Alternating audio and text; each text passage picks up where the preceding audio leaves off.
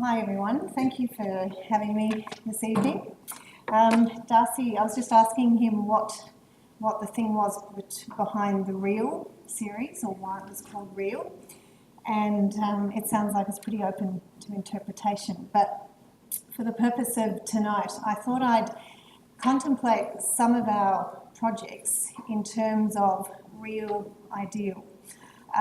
Because, and if just for these purposes, if we think about real as something that actually exists, or something that occurs in fact, or something not imagined or supposed, versus what's ideal as something that satisfies one's conception of what is perfect or most suitable, and probably most appropriately for architecture a lot of the time, what's desirable or perfect but not likely to become a reality. So I thought I'd think about some of our recent projects in terms of real and ideal, and the tension between those, particularly between conceptual ideals and the making of the real in architecture through the process. So I'm going to do this in three parts. The first one is going to be through some of our adaptive reuse projects.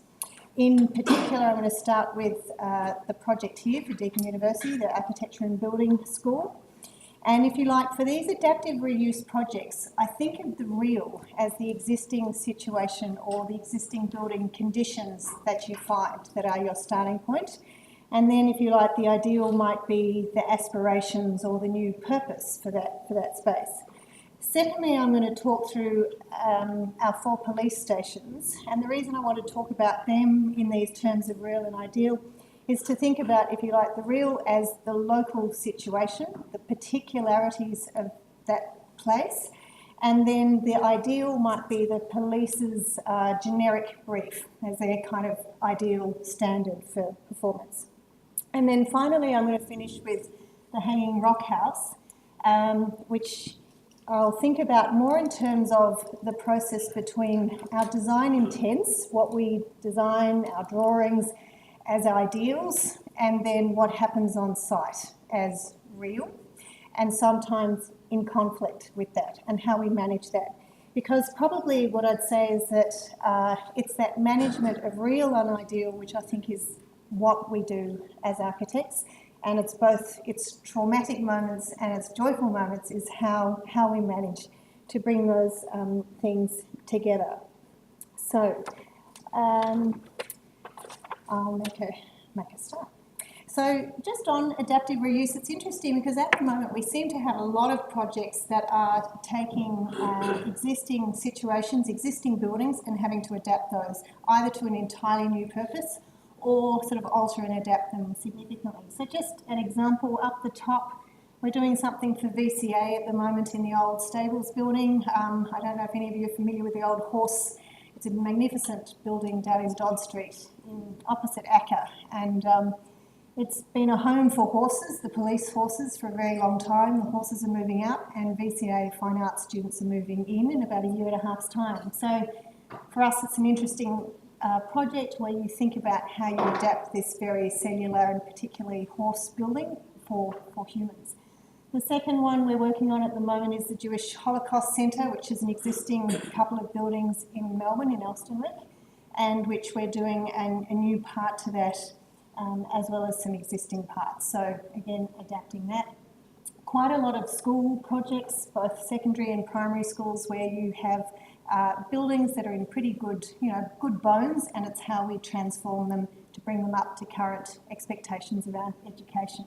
And a lot of those projects, those schools ones in particular, are not about elaborate form making or big spectacular gestures. They're about quietly thinking what's the least we might do to make the biggest impact in terms of how the school might operate for its community. And then finally, the Wertheim factory conversion we did in Richmond, the one on the right for Lend-Lease. And that was, if you like, we're talking about tensions between reals and ideals.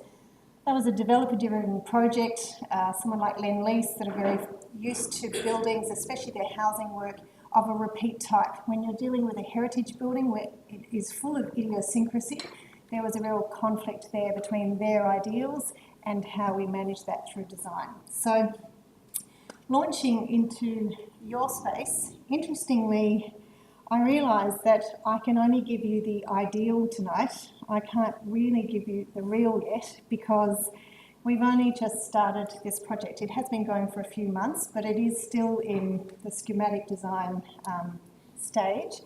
And so the nitty-gritty of how we actually work through these intentions, these design intents in particular, which I'll focus on now, with the actual, all the details of the building will be what happens over the next few months. So you can all be the judge of how much what I talk about tonight actually happens or occurs in the real in about a year's time. With this particular project, I'd just like to reference a quote in relation to Lacaton Vassal's work of French architects whose work and approach I find particularly interesting, especially for some of these adaptive reuse projects, where it's about looking very closely at an existing situation and thinking how much is already there that we find and how little might we do to enable new occupations and new purposes. And in particular, this idea that we are often planning for the unplanned or for things we don't yet know about. So that openness of a space, which I certainly think is pertinent to this school. So what I'm going to show you now is just some of the thinking we've brought to the project so far at this very early stage. And I should say that the wall stores themselves I've always found intriguing and I guess compelling as a building, as an existing structure, but also I've always appreciated the work that McGlash and Everest did as well. So it's quite an honour, if you like, to be working with both those two existing conditions of good architects that came before and that existing building. But interestingly, this is the current plan, and you can see that it's got a very particular cellular makeup. And so what we thought was that when we overlaid the new program and how the school might reorganise itself, what might that mean in terms of how much we might need to adapt to what is there already? So what we started with is really sort of stripping it back and thinking what are the basic elements here that we think are fundamental to the character of this place. And first of all, it's a lot to do with what's already there. Things like the beams. There's a very strong order and hierarchy set up through those. Then there's the columns as well as defining of that space. So we started to think what would happen if we just retained the walls that ran in the east-west direction. By removing the north-south ones, straight away we start to open up the school in this east-west direction, if you like, from the west side being sort of slightly more, say, for the academics and the staff, and then moving east towards a more public interface with the atrium. So as a process, what we've been thinking about is how might we take stuff away in order to make something new. So there we go, the walls, those north-south walls that are ideally taken away. And I should say these are design intents. So, and then that there is the addition of some walls, a sort of slightly more permeable type of wall in the north-south direction that enables, say, a visual transparency, east-west, and more discrete areas, but still this permeability, east-west. Okay. And then the implied circulation or primary circulation that comes about through that removal of some of those walls. And then, if you like, the final layer in all of this is people, furniture, the stuff that just goes into spaces, and the many ways that this basic infrastructure that the architecture provides can actually be occupied, and the sorts of changes and opportunities that come from that. So there's our composite, and in very simple terms, it's really this sort of little gradient. Gradients is something I talked about a long time ago. In fact, I think someone asked me to talk about gradients tonight. I won't, except to say that in simple terms, we think of it as, sort of, if you thought of a gradient from west to east, it's say more staff this way, then the mixture of student staff throughout the middle of the plan, and then towards the public interface where the atrium is. So you can understand the blue that you can see there, which crosses from the atrium and bleeds into this space, is exhibition space, so that really the school presents its public face is the work that you produce, the work that you're doing through studio space and exhibition opportunities. The orange is more studio areas, so where crits and group work might actually happen. And then the pink is more academic offices. So that just gives you some idea about how those things are knitted together across the space and how it really starts to open up and represent the school in a looser sense.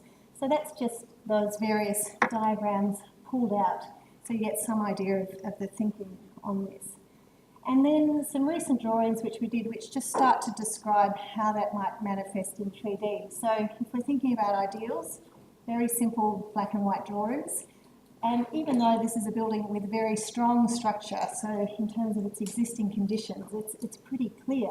But nevertheless, we know that in the next few weeks and months, all of the sorts of junctions and the kind of material connections and details and which existing walls, how might we join with the new ones, that's all part of what will happen next.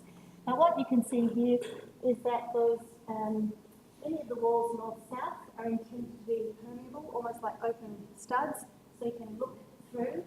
And then meanwhile, the solid walls remain in that running east-west. So in one direction, the school is very open, in another direction, you've got these more discrete spaces defined.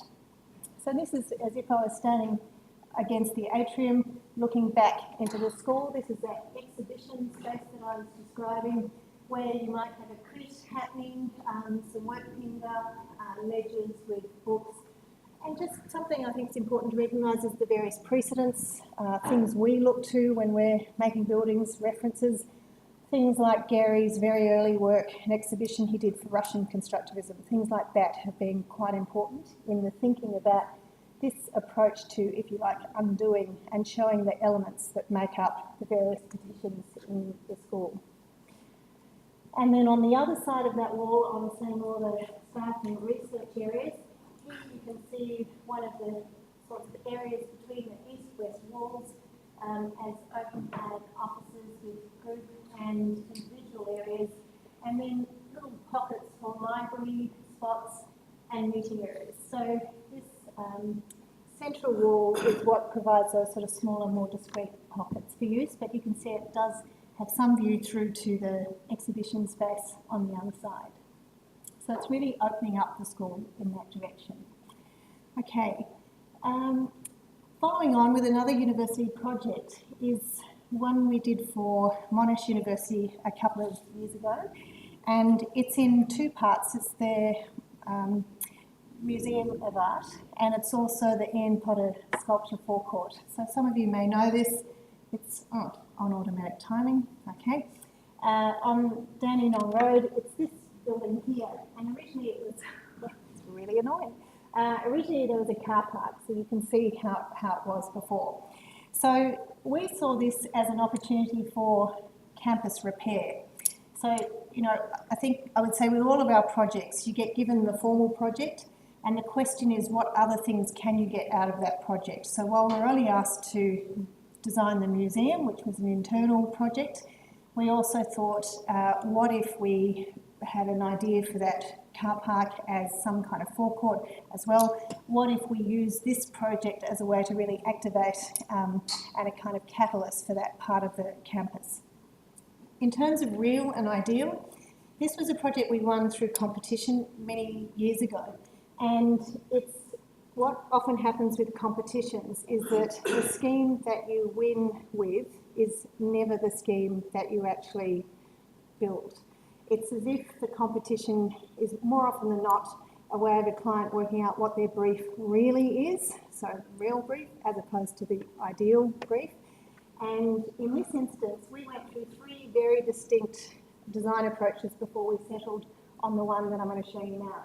But the competition, it was this idea of a series of crates inserted into that existing space, the little orange things. Then it went to a more radial arrangement here, and then finally it ended up with the parallel lines you'll see shortly.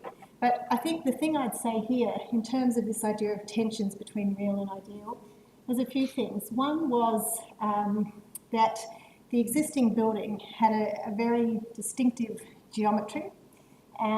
So radial with columns and beams, a bit like here, there's really strong bones. There's already a strong character, and there's no point resisting that in answering your brief. So on the one hand, we had a very strong geometry already, but that geometry was problematic from a curatorial point of view. Our clients would have liked the perfect white cube gallery, rectilinear, and they were constantly trying to turn this into a rectangular space rather than the radial one it was. So there was that tension. And then meanwhile, there was how we might bring interior and exterior continuum into the space. So where we got to with this was starting with the bones, then thinking about introducing an internal spine. And really the idea here, this is our central circulation. These columns were proving a real bugbear for the client because they felt they were too prescriptive in the gallery spaces. They would take away from the sense of neutral space. So we thought, well, we can't get rid of them. What if we put the circulation in the space with the columns? We take the columns out of the gallery space and resolve it that way, and then the gallery spaces are either side.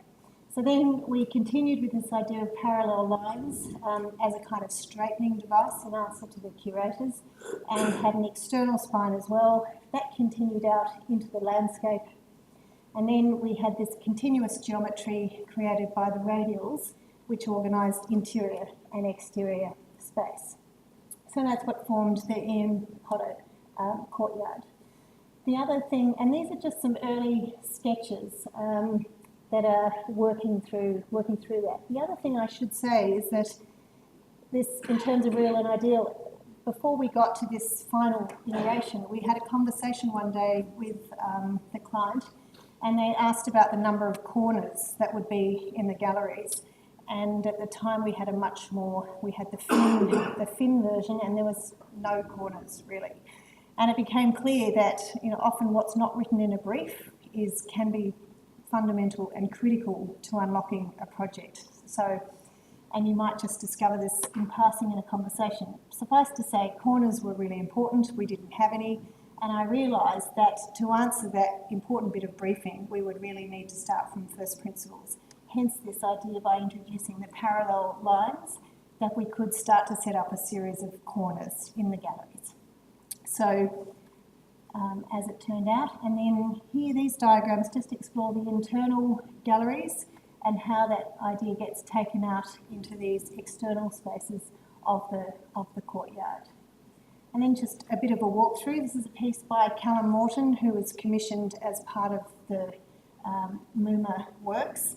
We were originally asked to do some facade works to that to herald the museum, and we thought architects tinkering around with a facade, wouldn't it make more sense to get an artist to actually do a site-specific installation, which is what happened here by Callum, which sets up the entry. And then moving into this, I should just say too, one of the big things with museums as intensely serviced buildings, we had very little floor area, and we didn't want to lose any of that accommodating the ventilation and climatic requirements. So that external spine I showed you before in the diagram became a canopy on the outside, which forms a really good walkway so that anyone, even if you never want to go inside MUMA and you're there every day, you can walk past, look into the gallery. It sets up a really good link between the different schools. But inside of this is all of the services. So a lot of the ventilation, all of our conditioning is what feeds back into the various gallery spaces. So it's about taking something like the mechanical servicing and making something more useful out of that, just beyond its purpose.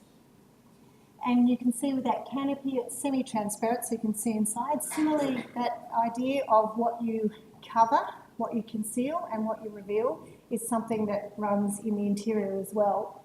So here we have the white neutral space of the gallery, which is what the curators were keen on. But in that central spine is where you reveal much more of the workings. You can see the mechanicals also exposed there, plus those radial columns that were the bugbear. And meanwhile, in terms of material choices, we've taken off the plasterboard, and you can see the stud frame. So that interplay of inside and outside, revealed and concealed. Just taking you through some of these galleries. Meanwhile, those radials set up very long views through the galleries out towards the forecourt. And that business of being able to look inside and outside. Often museums are quite closed to outside. Here we were very keen to draw the interior of the gallery out into the centre of the campus and vice versa. So then, meanwhile, the forecourt was intended as a space not over-designed, and by that I mean I find with a lot of current landscapes that they are sort of competing with architectural form for figuration, if you like, to the point that they over-prescribe what can actually happen in those spaces. So it was quite intentional here that we left a lot of these larger areas as fairly clear that can be used for performance and or various installations, and they're surrounded by these different rain gardens and a forest that's got introduced into that with some boardwalks running through that as if they're sort of giant bits of furniture in this new forecourt. So that was a car park and now is becoming quite a lush space in the centre of the campus. Okay. So, putting aside adaptive reuse now, I just want to move on to the Victoria Police work. The thing that I think is interesting about these is that we've done 4 of them now. We're on our 5th one as I speak. And it's interesting to us because they are a suite of buildings and they're all in different parts of Melbourne. And for us, it's been a good question of how do you take the same brief and adapt that to work with and respond to the very different situations that it has to operate within. So we've done one in Carrum Downs, Warrandyte, Hurstbridge, Marysville, and we're doing one in Southbank at the moment. The other thing I'd say about this is that things like police stations are a repeat building type. There's going to be a lot of them done. It's the same with things like fire stations, any of those sort of civic projects that are numerous, is that they're quite an important way to have a placemaking for any community. So we think that they're not a one-off building, they're a really important contribution to our suburbs, our regional towns. So we like to think of them as a civic network, not just as individual buildings. All of these are in quite different situations. So Warrandyte up the left-hand side there, sort of greenbelt suburb of Melbourne. Then we've got Hurstbridge related, if you like. Carrum Downs just here is on Melbourne's southeast on a sort of highway opposite a lot of newer housing development. And then, of course, Marysville, which was done post-fires to replace the one that was there before. So here's our ideal. Here's the sort of diagram we get from the police, which is just giving us the ideal spatial relationships, they're brief. And for us, that's the generic, and it's what we do with that to turn it into this place. So it's how the generic meets the specific is, if you like, real and ideal. And then the different ways that these have played out as a suite. I should say Carrum Downs is a larger station, so it has a slightly more complex brief.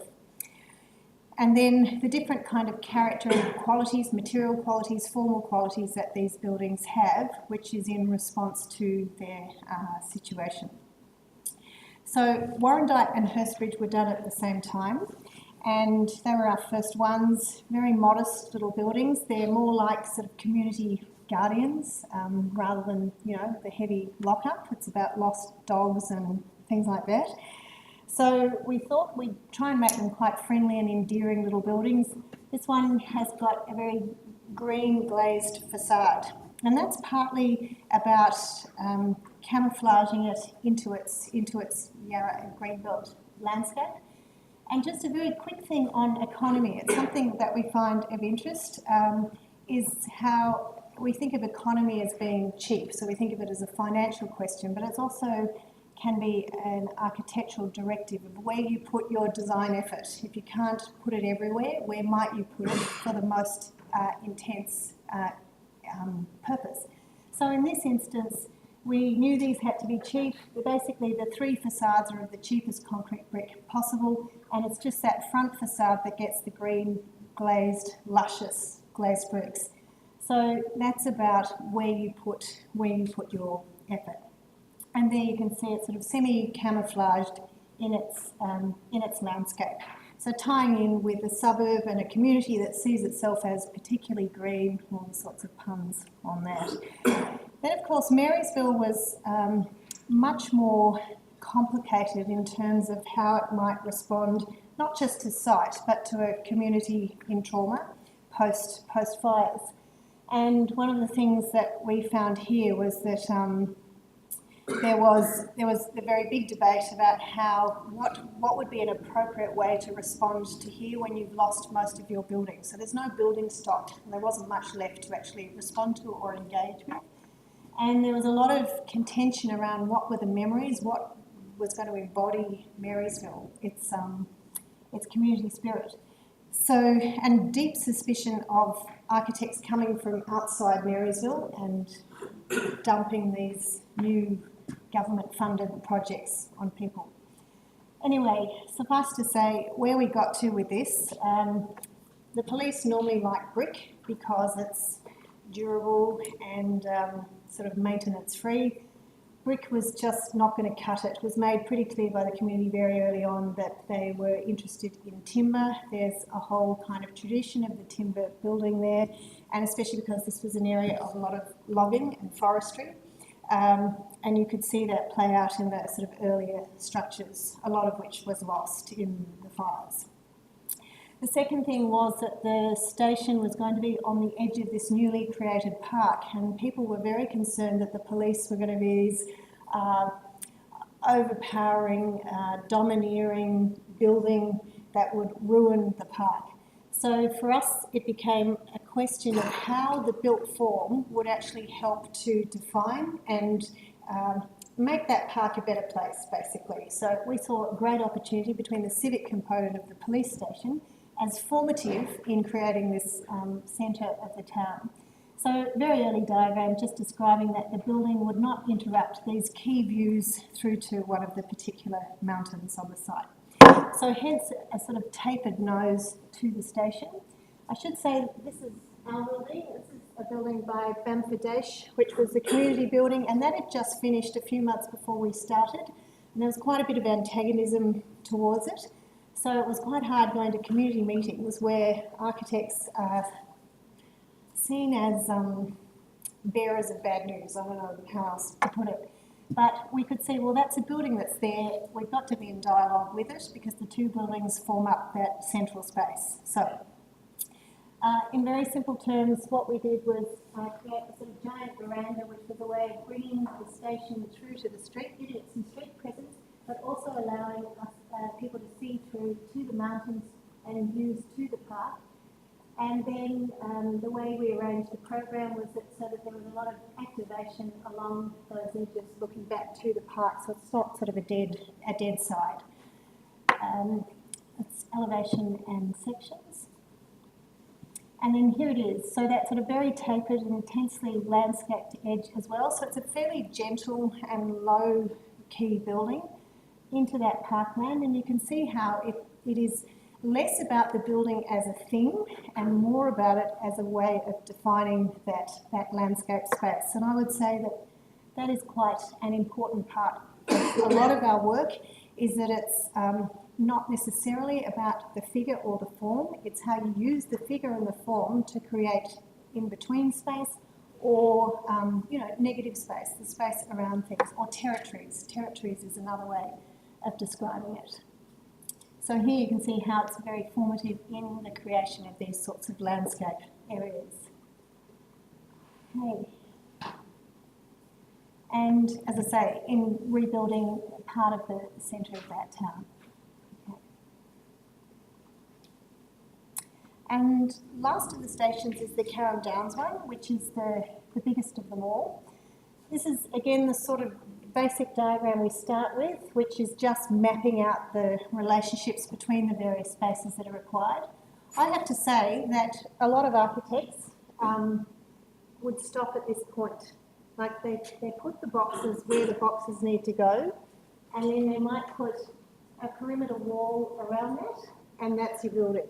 It's kind of like Yeah, I've seen this a lot. And I think, what we're always trying to do is, yes, that helps us understand what relationships we need between the various spaces, but then there's some kind of idea or concept or ideal, some design intent that we put over that to try and organise that stuff spatially in a way that's coherent and might have delight and tell us something about the organisation.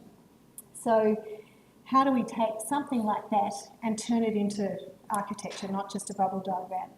And that's where we got to this idea of the mini city, thinking about that police station as made up of many little organisations and having some sort of courtyards and circulation spaces that bound those together. So some very early sketches about this idea of the different parts of the program in these blocks, and which is what you can see here, the mini city. Then thinking about each of those different functions getting a different brickwork colour, so somehow they get their own little building. And then thinking about the space between them with the possibility of some courtyards and landscapes to unite, similarly with the circulation. Again, going to precedents, things like Zumthor's Bars, an entirely different program, but in terms of a building partie, I've always found that very intriguing, the way you get this the use of the figure to create these spaces in between, almost like a reverse of that. And similarly, Sejima's and Nishizawa's Kanazawa Art Museum, again, those pockets of program and then the way in which they're held together by circulation space in between, as opposed to, say, more continuous linear corridors. And then, of course, how much the material resolution of the project was how we pursued that design intent of the mini city. A quote from Case Khan about not separating your consideration of material choices as a way for enabling that design intent as part of that.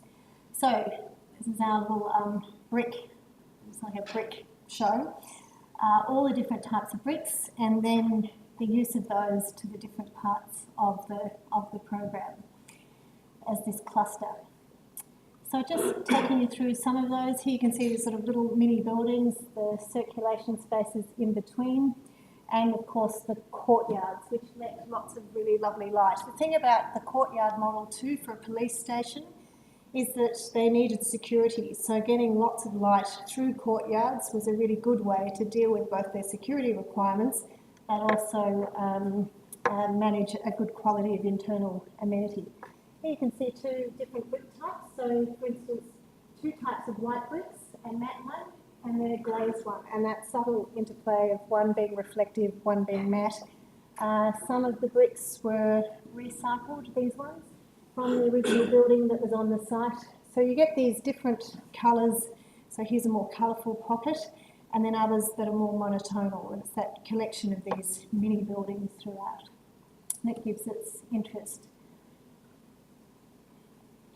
And then, of course, the most important space and the most important brick block in building being the barbecue. Very, very popular, same with the fire station, actually.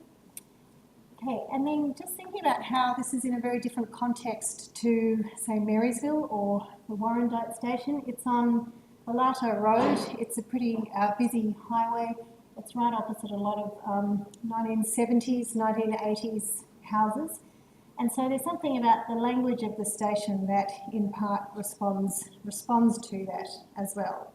Believe it or not, it is a game to try and scale this to break into the police station. So apparently that's what people do for entertainment sometimes.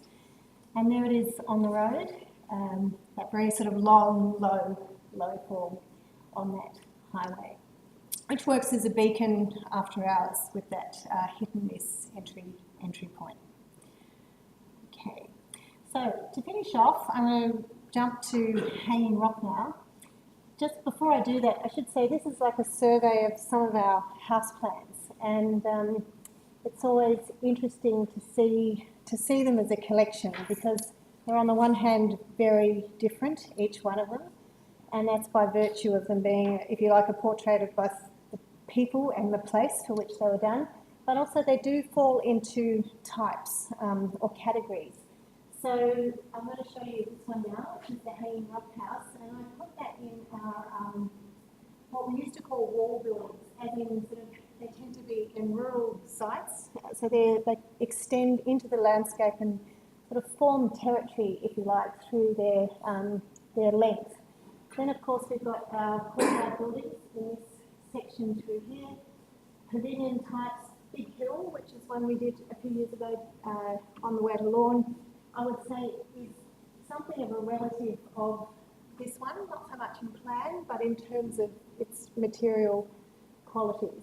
And then last of all, some of our medium density housing. All of these plans are scaled relative to each other, and I think it tells you quite a lot of the very bizarre differences of what size people think is necessary to live. So it's always intrigued me that this house up here, the Conowara house, was done at the same time by the same builder as the second one from the top in this one, tiny, which would actually fit inside the garage. So one house is, I think, 75 square metres, and the other one is something like 450. So, yeah, make of that what you will, but it's interesting contemplation. Suffice to say, too, the one-off house is still always a place for, I think, innovation. And no matter how many times we do them, and even though we might have many that are courtyard types, every courtyard type has its variation, its particularity. So it is a very interesting part of architecture for invention, if you like. So this is, I should say, this is an abbreviated version of a talk I gave recently to the Concrete and Cement Association. And they had asked me to talk about this because it is it's a concrete house, it's concrete panels, as you'll see in a minute. But they asked me, they said, we don't just want this to be aspirational, we want you to also tell us a bit about behind the scenes, you know, the joys and tribulations of working with concrete. So it is a bit of a warts and all explanation of it. And I think a lot of the time, look, for reasons of liability, for all sorts of reasons, we often don't hear about the really difficult things behind projects, but most building projects at some stage have their moments. And it's not because someone's been hopeless or someone's done the wrong thing, it's just stuff happens. I won't quote Tony Abbott. And it's how you manage that is a lot of what we have to do. So as a starting point for this project, it was a client who from day one was interested in concrete being the primary material.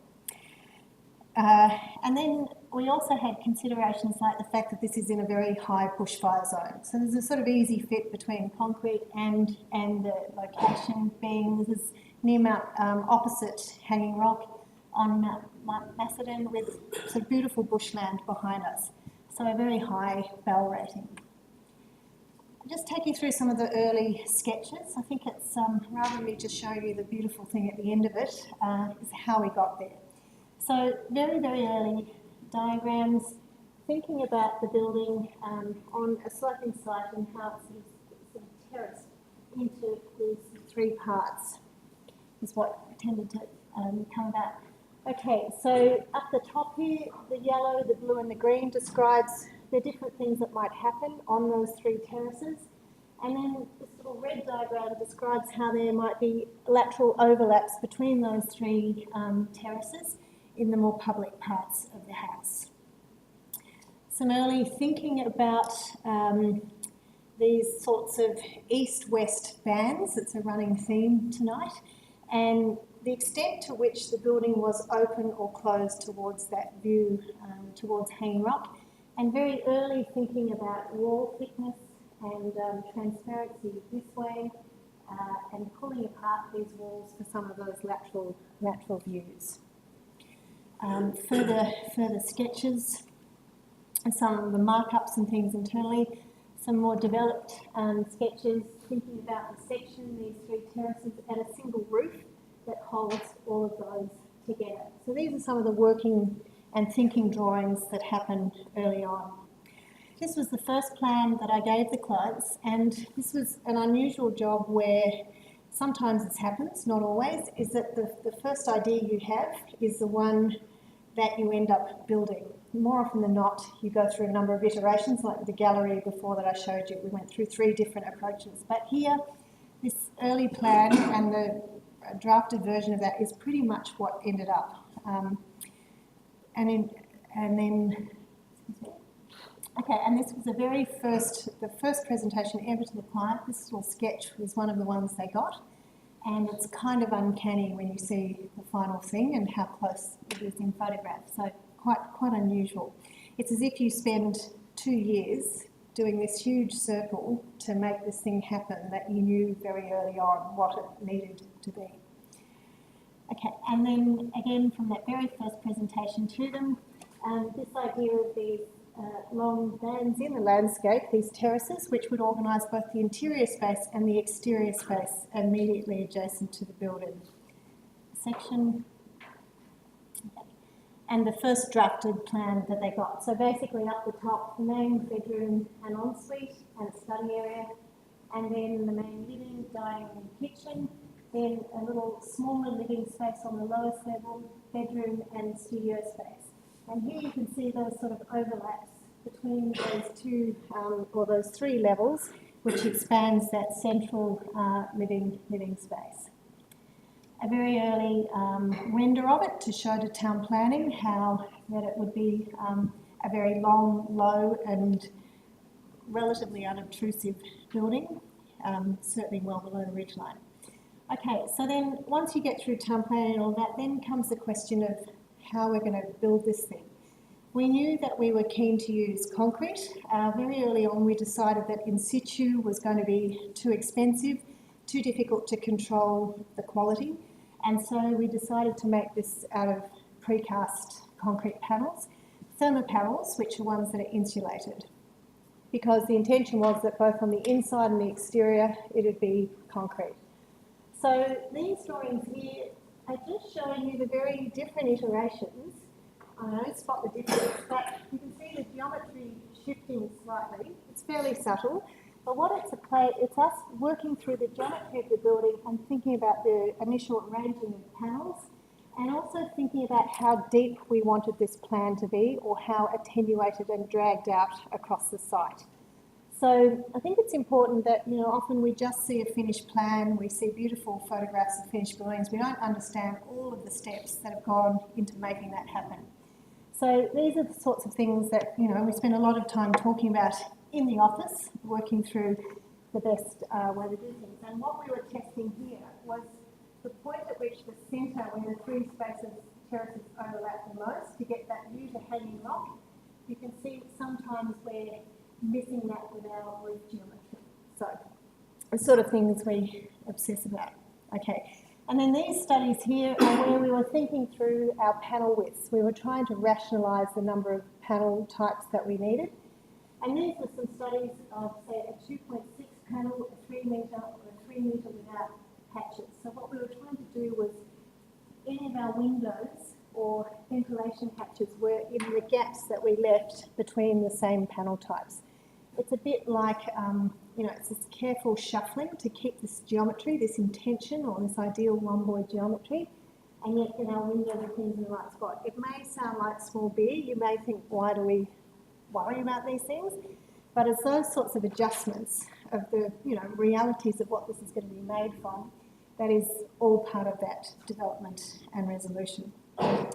Meanwhile, we're also drawing on other projects where we've used concrete panels and the lessons we've learned from those. So we did an early fire station at Templestowe where we used these thermopanels. So we sort of learnt quite a lot from that, especially about how you might hide your grout tube holes and so on.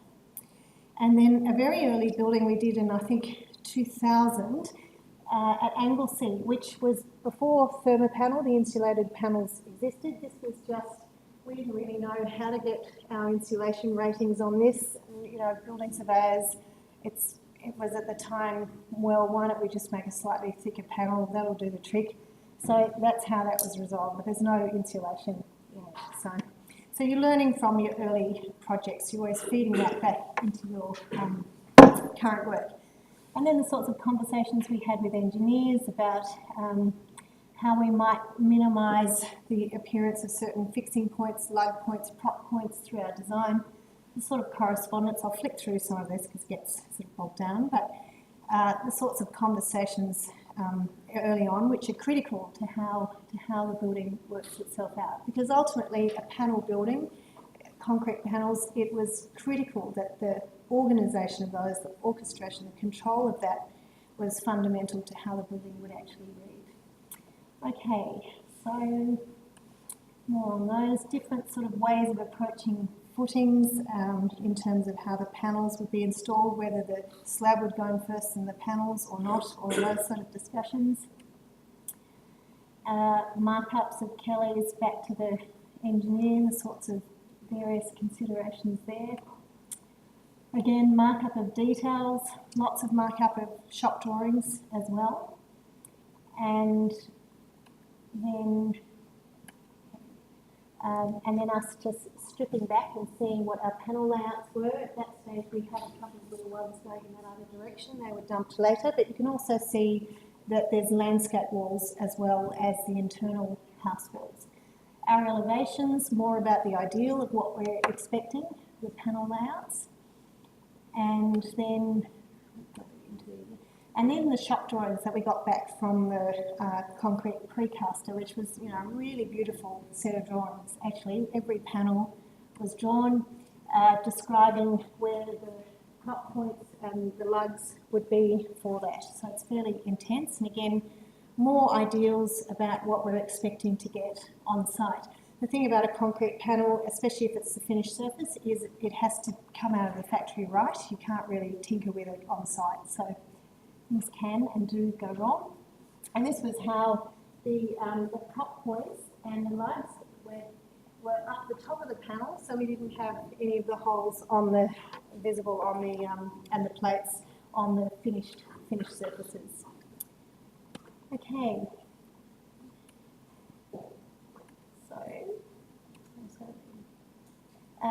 Double slab that we had with this for insulation, but it also helped us with achieving the interior finish.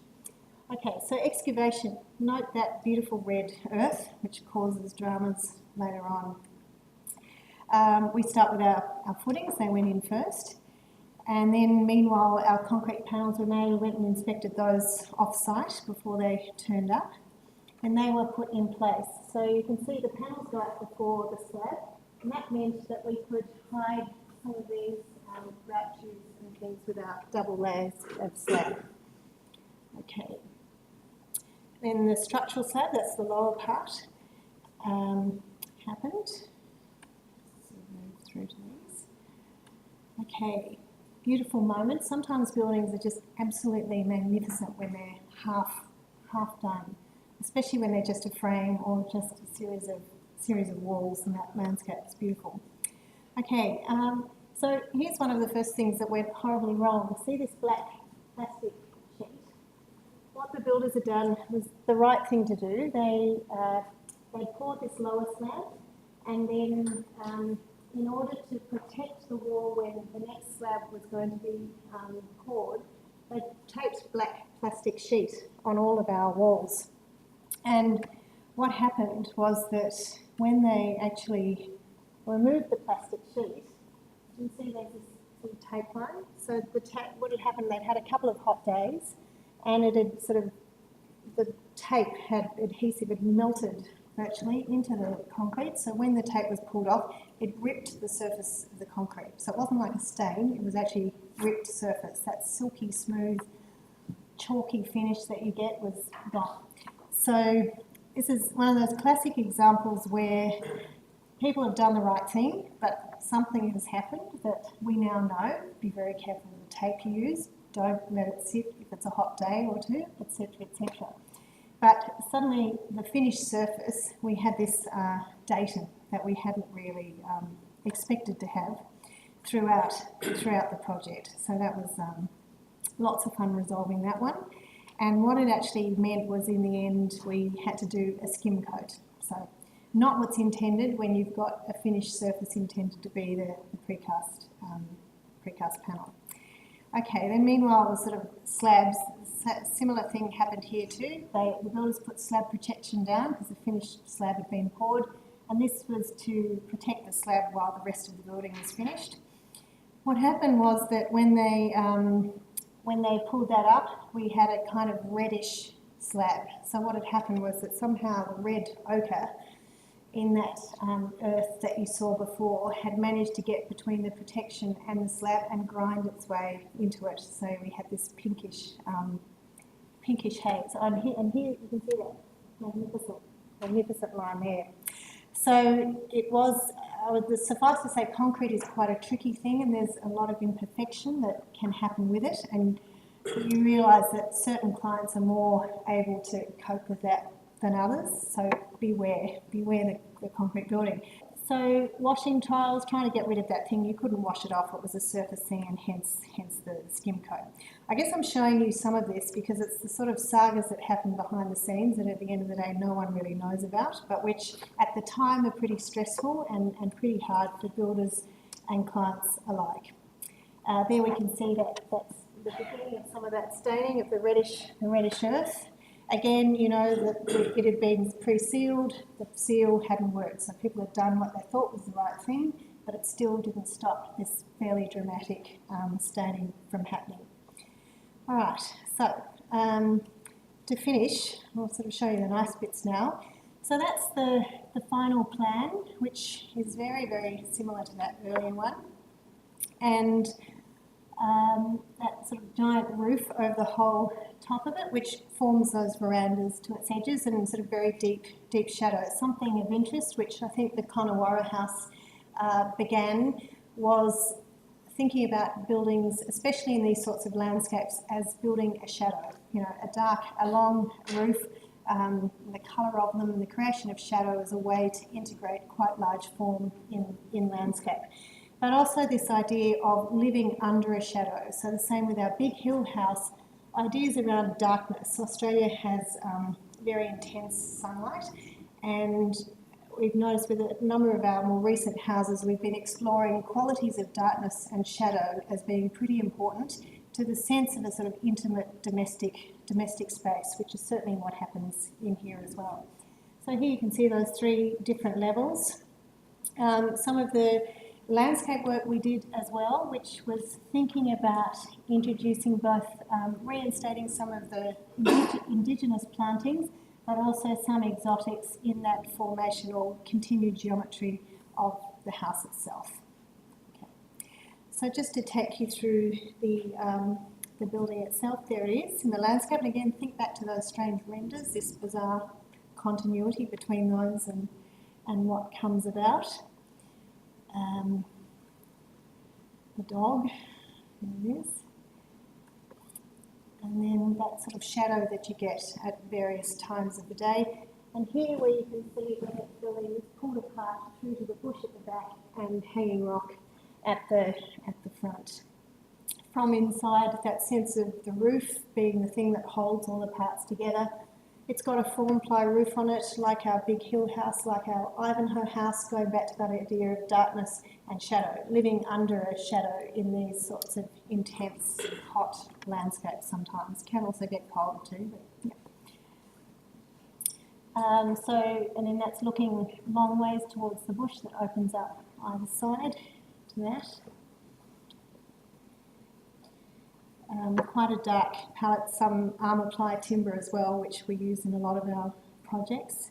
The reflectivity of the bush back from the colour back glass that's at the back of the kitchen. And then on that upper wing, looking along towards their bedroom from the study, that main bedroom space out to the bush to the east. So we got as close as we could get to the bush before within our bowel guideline. And then these little things like the ventilation panels, which are in the gaps when you pull those panels apart. So that's sort of all those spacing plans I showed you before was us trying to work out the right type of gaps where and when for ventilation and windows. And then from the side, it's sort of smallness and that single roof.